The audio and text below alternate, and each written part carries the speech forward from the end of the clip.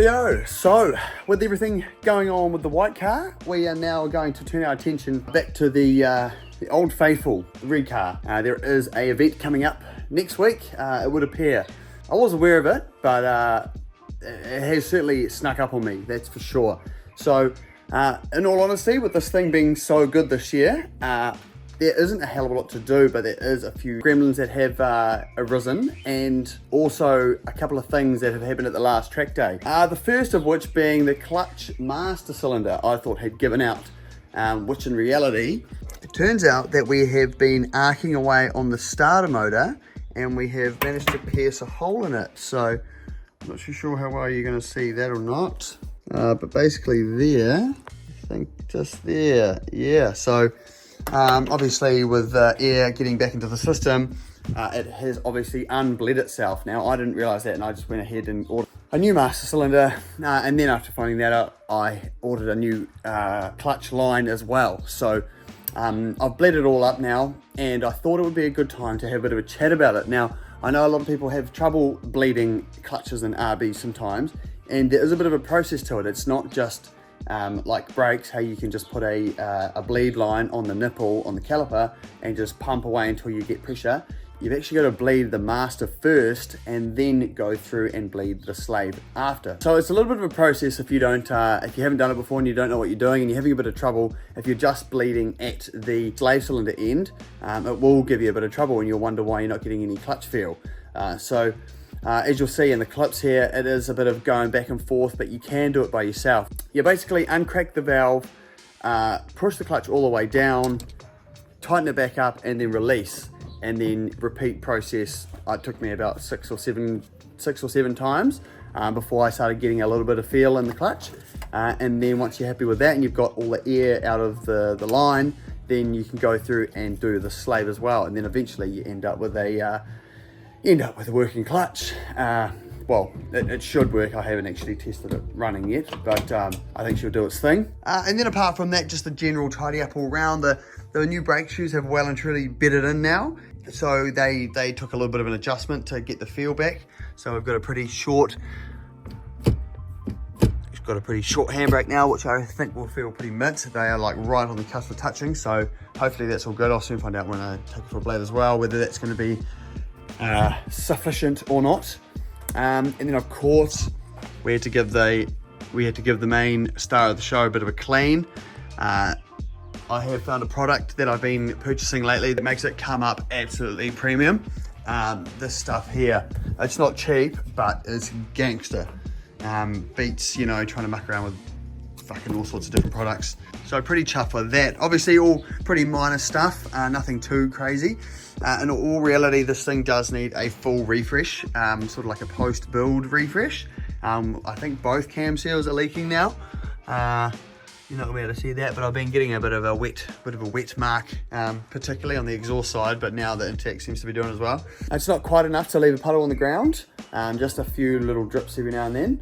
So, you know, just enough to piss you off. So that will all be happening in the off season, in between obviously hooking into the white car. So it's kind of ironic to say because it's kind of the prime season, but I'm gonna kind of be treating it as the off season because I've had such a good run with this car this year and I really want to get the white one going. So there's going to be a lot of spinning of spanners going on, I'll say that much, on both fronts.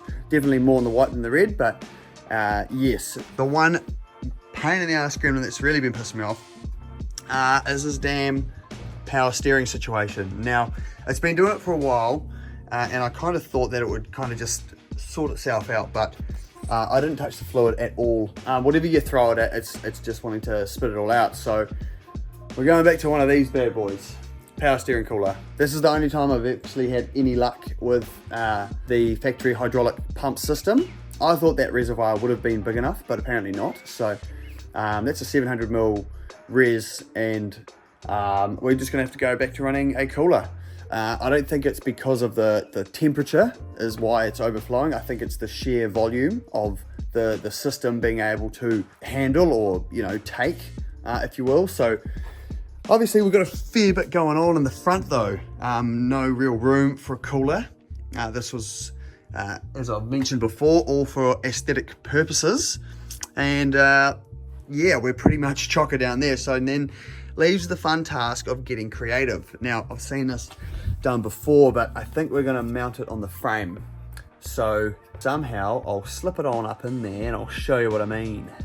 I'm not too sure how well you're gonna be able to see that, but we have one cooler. So from the top, you barely know it's there. Literally can't see it at all. Now it's kind of perfect spot for it as well, because you always run a power steering cooler on the return side, you know, the low pressure side. Coming straight from the rack to the res is our line. So that's literally all we need to do there is tee into it. Basically cut the line in two places, get a couple of 90s. And then with a bit of luck, she should do the thing. So maybe get some rib nuts in there. See how we go. Mad Mike's finger bash, summer bash in 1 week. Let's get it.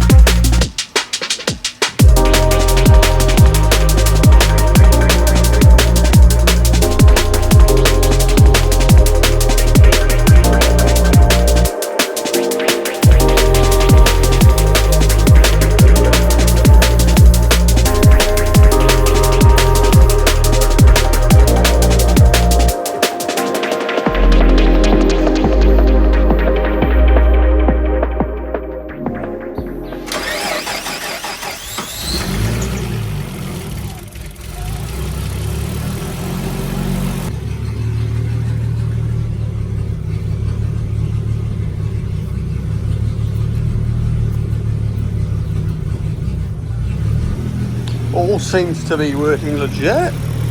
Probably overfilled it now. That's gonna piss out as soon as it gets any pressure under it. Most part, everything else seems bloody mint.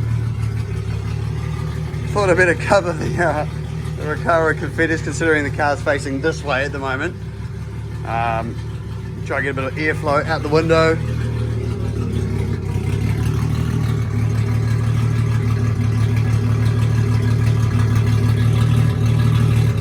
No leaks, or is that a little leak? Wouldn't be this car if it wasn't something.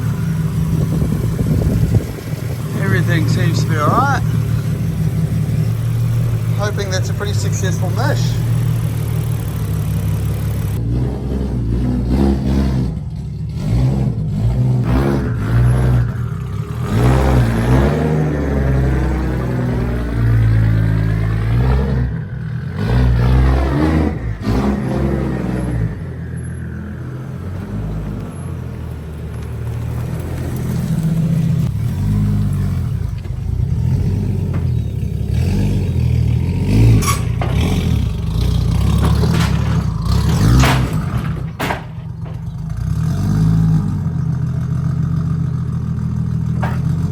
Fucking hell, so we got the car loaded, finally. This guard, I just don't know what's going on with this paintwork. But we've obviously still got a fair shade different there. We've still got a little bit of work to do there, but honestly, you can't tell too badly in this light, I feel like.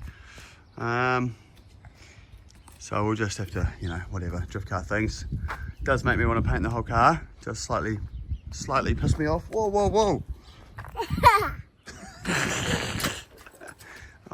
There's a fucking zoo around here this morning, but car's on the trailer. Car seems to be good.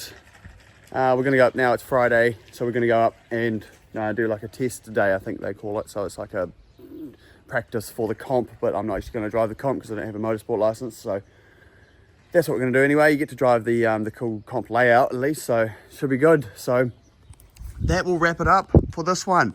I hope you guys enjoyed a bit of a different kind of video of what goes into getting this thing ready for track day. It was a little bit more intensive, hence why I decided to film a little bit more of it. So let me know if you guys are into it or not, but you will soon tell me if you're not. So anywho, we'll catch you tomorrow at Mad Mike Summer Bash. Cheers.